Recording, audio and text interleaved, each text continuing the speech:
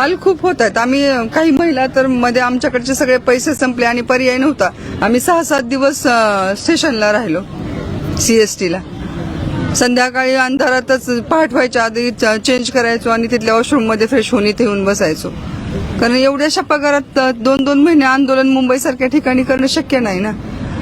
आणि आता आमची फाईल CS च्या टेबलला आहे, होणार आहे. आम्ही काल परवा शिंदे साहेबांना पण भेटलो. शिंदे साहेबांनी स्वतः लक्ष घातले, करणारच आहेत. पण ते म्हणतात थोडासा दम काढा, होणार आहे तुमचं काम. शिंदे साहेब काय म्हणाले? तुमचं काम करणार आहोत आम्ही, थोडं धीर धरा. आता आमची फाईल म्हणजे मुख्य सचिवांकडे आहे, त्याच्यावर मुख्यमंत्री एक मीटिंग लावणार आहेत आणि निर्णय होणार आहे. पण ती मीटिंगच 3 वेळा पोस्टपोन झाली.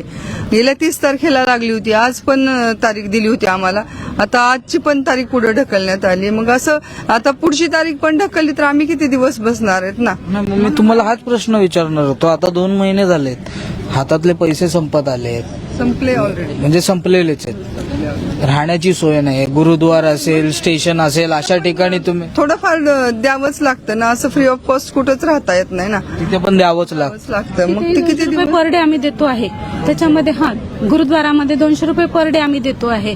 पण आता घरी राहून तरी काय करणार आहे? घरी तरी पगार तर तिथे घरी राहून पण नाहीये, इथे राहून पण नाही. इथे निदान काहीतरी आउटपुट येईल या आशेने आम्ही 60 दिवसापासून ठाण मांडून बसलेलो आहे की आज नाही उद्या शासनाला जाग येईल.